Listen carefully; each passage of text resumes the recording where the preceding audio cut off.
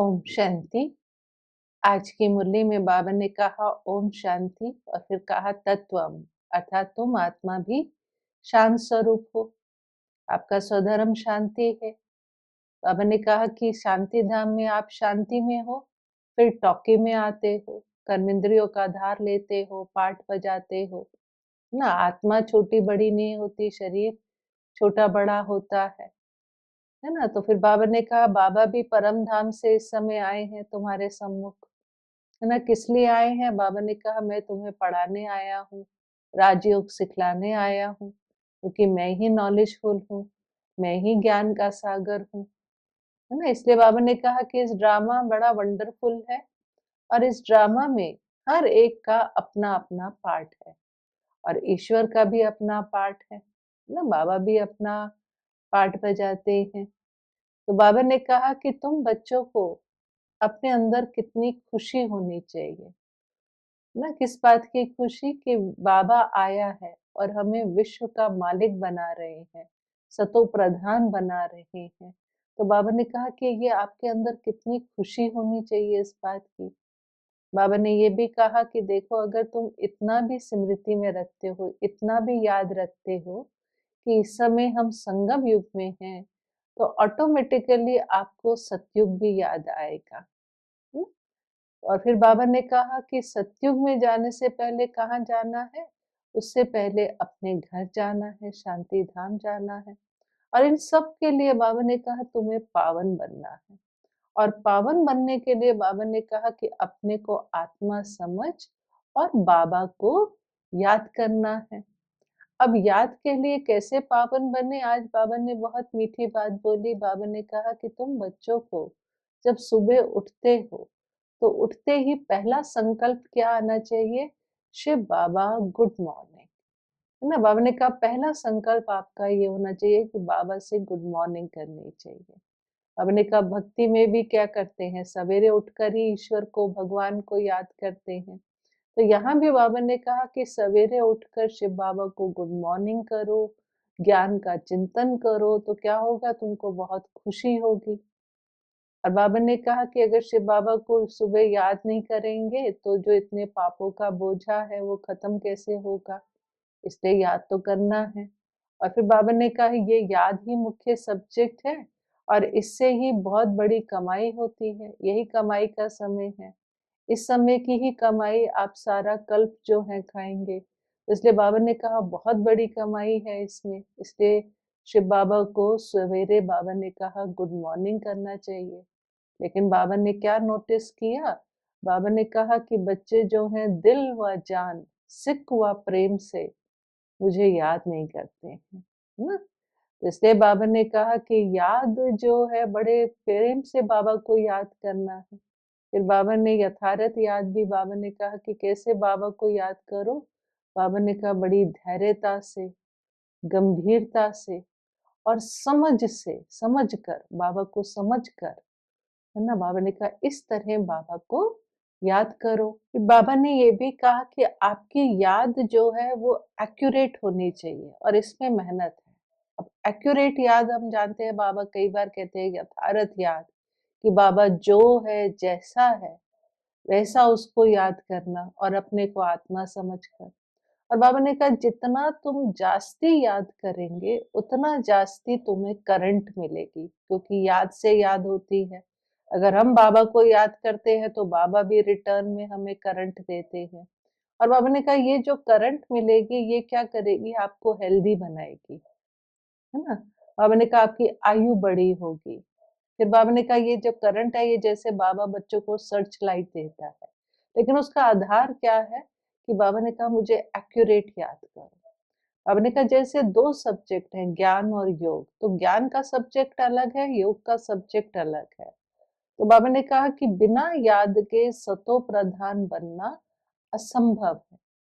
फिर बाबा ने ये भी कहा कि तुम बच्चों की बुद्धि में ये सदा रहना चाहिए कि हमें शिव बाबा पढ़ाते हैं और शिव बाबा ही पतित पावन है और वही सदगति दाता है। सदगति अर्थात स्वर्ग के मालिक हैं। तो बाबा ने कहा बाबा तो बहुत मीठा है, बहुत प्यारा है। बाबा ने कहा मैं तो कोई तुम्हें तकलीफ नहीं देता हूँ। क्या कहता हूँ?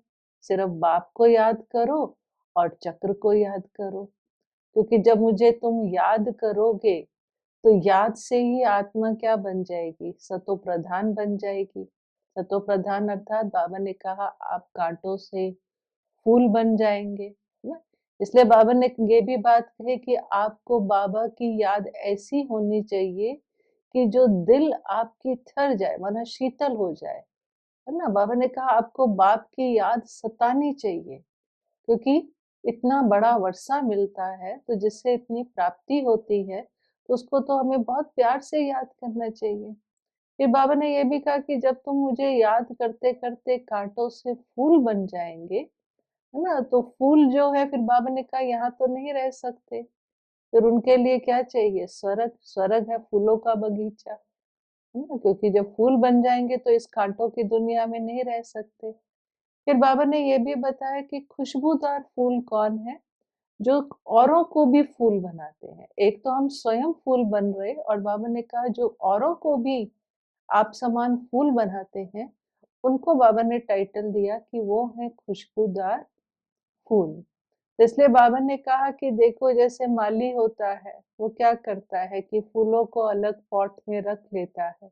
तो ऐसे ही बाबा ने क्या किया है, बाबा ने कहा मैंने तुम फूल बच्चों को अलग से संगम युगी पॉट में रखा हुआ है ना? बाबा ने हमको कलयुग से निकाल संगम युग में बाबा ने कहा मैंने तुम्हें एक अलग पॉट में रखा है। बाबा ने ये भी कहा कि जब तुम फूल बन जाएंगे तो तुम फिर स्वर्ग में चले जाएंगे और कलयुगी रूपी कांटे जो है वो भस्म हो जाएंगे। फिर बाबा ने कहा जो बाबा के सच्चे सच्चे बच्चे हैं उनका बाबा से बहुत लव होगा ना, उनका बहुत लव होता है बाबा से। फिर बाबा ने कहा जो अनन्य बच्चे हैं, है ना? अनन्य बच्चे क्या करेंगे? उनके अंदर सदा ये रहता है, कौन-सी बात रहती है कि हम अपने लिए सूर्यवंशी, चंद्रवंशी राजधानी स्थापन कर रहे हैं। तो बाबा ने कहा कि जो बहुतों का कल्याण करते हैं, बहुतों का रास्ता बताते हैं, तो उनको रिटर्न में उसका अजूरा भी मिलता है, आशीर्वाद भी मिलती है। तो बाबा तो हमें ज्ञान रतन दे रहे हैं, थालियाँ भर-भर के दे रहे हैं। तो बाबा ने कहा तुम्हें क्या करना है? उन रत्नों का दान करना है और जो दान करते हैं, बाबा ने कहा वो सबको बहुत प्यारे लगते हैं। फिर बाबा ने कहा जो सेंसिबल बच्चे हैं, है ना? वो क्या करेंगे? तो बाबा ने कहा जो सेंसिबल बच्चे हैं, उनको ये बात समझ आ जाती है कि हमें बाबा आया है और बाबा से हमें विश्व की बादशाही मिल रही है, इतना बड़ा वर्षा मिल रहा है, तो वो तो बाबा के साथ जैसे चटक जाएँगे, चिपक जाएँगे, है ना? कि माना वो कभी बाबा से अलग होंगे ही नहीं क्योंकि उनको समझ आ गई, ये सेंसिबल है ना, तो उनको समझ आ गई कि ये बाबा है और इससे ही हमको सब कुछ मिलना है। तो बाबा ने कहा कि जैसे सुई होती है, तो सुई पर जब जंग लगी होती है तो उसको चुंबक की तरफ कशिश नहीं होती है और जैसे-जैसे जंग उतरती जाती है तो उसको चुंबक की तरफ कशिश होनी शुरू हो जाती है। ऐसे ही बाबा ने कहा कि जो बच्चे याद में रहते हैं तो उनकी जंग उतरती जाती है, तो उनको जो है बाबा की तरफ जो है कशिश होनी शुरू हो जाती है। ना जो सेंसिबल है फिर वो क्या करेंगे? सेंसिबल तो योग लगाने लगेगा ना कि मुझे अपनी जंग उतारनी है और ऑटोमेटिकली फिर उसको कशिश होगी। फिर बाबा ने सगाई की बात करी क्योंकि आज बाबा विशेष याद की बात कर रहे हैं ना। तो बाबा ने कहा देखो जब किसी की सगाई हो जाती है तो जिससे सगाई हो जाती है उसकी याद उसको सताती है। तो बाबा ने कहा तुम बच्चों की, तुम आत्माओं की भी किससे सगाई हुई है? शिव बाबा से सगाई हुई है। बाबा ने कहा ब्रह्मा से सगाई नहीं हुई है, शिव बाबा से सगाई हुई है। तो जब सगाई हो गई तो बाबा ने कहा अब बाबा की याद तुम्हें सतानी चाहिए, माना बाबा की तरफ कशिश होनी चाहिए। फिर बाबा ने बच्चों को राय दी कि बच्चे अब कोई गफलत नहीं करो और बाबा ने कहा कि अब तुम सुदर्शन चक्रधारी लाइट हाउस बनकर रहो। ना बाबा ने कहा जो क्योंकि जितना तुम सुदर्शन चक्रधारी होकर रहेंगे तो तुम जैसे ज्ञान के सागर बन जाएंगे, जैसे स्टूडेंट्स पढ़ करके टीचर बन जाते हैं, तो ऐसे तुम भी बन जाएंगे और फिर क्या करेंगे तुम दूसरों को भी सुदर्शन चक्रधारी बनाएंगे। इसलिए बाबा पूछता है कि बच्चे सुदर्शन चक्रधारी होकर बैठे हो। फिर बाबा ने बहुत मीठी बात बोली, बाबा ने कहा कि बाबा को बहुत बेआरामी होती है। कब होती है? जब बाबा का अवतरण का नीचे आने का समय होता है, तो बाबा कहते हैं उस समय मुझे बेआरामी होती है। वरना क्या होता है कि सोचता हूँ, खींच होती है नीचे जाऊँ, बच्चे पुकार रहे हैं, बच्चे दुखी हैं, है ना? तो बाबा ने कहा इसलिए मैं आता हूँ। और किस लिए आता हूँ? घर वापस ले जाने के लिए आता हूँ। तो आकर के बच्चों को वापस लेकर आऊँ घर। ना तो ऐसी मीठी-मीठी बातें बाबा ने करी। फिर बाबा ने कहा कि मैं तुम्हें घर तो ले आता हूँ, लेकिन स्वर्ग में मैं तुम्हारे साथ नहीं आऊँगा, है ना? वहाँ तुम अपने आप जाते हो। हर एक आत्मा अपनी अवस्था अनुसार आती है। फिर बाबा ने कहा तुम्हें नशा होना चाहिए। किस बात का नशा? कि हम ईश्वरीय यूनिवर्सिटी में पढ़ते हैं, हम गॉडली स्टूडेंट हैं, हम मनुष्य से देवता बन रहे हैं। हम विश्व का मालिक बनने की पढ़ाई पढ़ रहे हैं। बाबा ने कहा इन बातों का आपको नशा होना चाहिए। और बाबा ने कहा यहाँ आप सारी मिनिस्ट्री पढ़ रहे हो, है ना? ये भी बाबा ने आज वंडरफुल बात करी, है ना? कैसे बाबा ने कहा आप हेल्थ मिनिस्ट्री, एजुकेशन मिनिस्ट्री जहाँ करेक्टर सुधरते हैं, फूड मिनिस्ट्री, बिल्डिंग मिनिस्ट्री, है ना? बाबा ने कहा सारी मिनिस्ट्रीज की पढ़ाई जो है तुम यहाँ बाबा के घर पढ़ रहे हैं। फिर बाबा ने ये भी समझाया कि जब आप भाषण करते हो तो भाषण करते समय किसी को भी हम ज्ञान सुनाते हैं, तो उस समय बाबा ने कहा कि ये बात आप बीच-बीच में याद कराओ कि अपने को आत्मा समझो और शिव बाबा को, परमात्मा को याद करो। याद से ही तुम्हारे विकर्म विनाश होंगे और आत्मा पावन बनेगी। तो बाबा ने कहा ये बात आपको बीच-बीच में याद करानी है। लेकिन बाबा ने कहा ये याद भी कौन करा सकेगा? जो खुद याद करता होगा। अगर किसको खुद ही ये बात याद नहीं होगी, तो वो दूसरों को कैसे याद कराएगा, है ना? तो इसलिए बाबा ने कहा कि अगर आप दूसरों को कहते हो याद करो और खुद याद करते नहीं, तो बाबा ने कहा ये ठगी यहाँ पर चल नहीं सकी, ये तो ठगी हो गई ना। इसलिए बाबा ने कहा कि आप इस पुरानी दुनिया को भूलते जाओ और क्या याद रखो? शांति धाम और सुख धाम को याद करो। ना इस पुरानी दुनिया से बाबा ने कहा आपका ममत्व खत्म हो जाना चाहिए। ना फिर बाबा ने एक और राज बताया कि बाबा ने कहा देखो ये शरीर किसका बना हुआ है? 5 तत्वों का बना हुआ है। और जब आत्मा इसमें रहती है, तो जैसे वो इसकी प्रॉपर्टी हो गई, जैसे घर की प्रॉपर्टी होती है ना, तो घर से कितना ममत्व होता है, तो आत्मा का भी इन 5 तत्वों से ममत्व हो जाता है। इसलिए बाबा ने कहा ये शरीर आत्मा को खींचता है, इसलिए इस शरीर को छोड़ने की दिल नहीं होती है। बार-बार ये देह जो है अपनी तरफ खींचती है। लेकिन बाबा ने कहा सतयुग में क्योंकि शरीर जो है वो योग बल से बना होगा, सुखदायी होगा तो उसमें खींच नहीं होगी, ये बाबा ने महीन बात बोली। लेकिन कलयुगी शरीर जो 5 तत्वों का बना हुआ है और विकार से बना हुआ है, तो बाबा ने कहा इसलिए इसमें खींच होती है। लेकिन बाबा ने कहा कि अगर आप याद से, योग बल से पावन बन जाएँगे, तो जैसे मक्खन से बाल, ऐसे आप शरीर छोड़ेंगे। तो इसलिए बाबा ने कहा कि इस शरीर से ममत्व खत्म करना है, क्योंकि अब हमको जाना है वापस अपने घर। तो इसलिए बाबा ने कहा कि ये देह से जो है हमारा ममत्व जो है वो खत्म हो जाना चाहिए। फिर बाबा ने कहा कि बच्चे थकना नहीं है क्योंकि तुम्हें प्राप्ति बहुत है ना, तो जैसे ब्रह्मा बाबा को नए शरीर का साक्षात्कार हुआ, ना स्वर्ग देखा, तो बाबा ने क्या किया अपना बैग बैगेज समेट लिया। तो उसी तरह से बाबा ने कहा कि आपको भी थकना नहीं चाहिए, है ना? याद करते रहना है ना? क्योंकि कमाई बहुत बड़ी है। तो बाबा ने कहा नींद को भी जीतो, नींद को जीतने वाले बनो और नींद को जीत कर भी बाबा को याद करो। और बाबा ने कहा कि ड्रामा का ज्ञान, है ना? ड्रामा का राज भी बुद्धि में रखो, तो क्या होगा? बुद्धि एकदम शांत, शीतल हो जाएगी। और महारथी बच्चे जो हैं बाबा ने कहा वो बड़े अचल अडोल रहते हैं, वो कोई भी बात में हिलते नहीं हैं।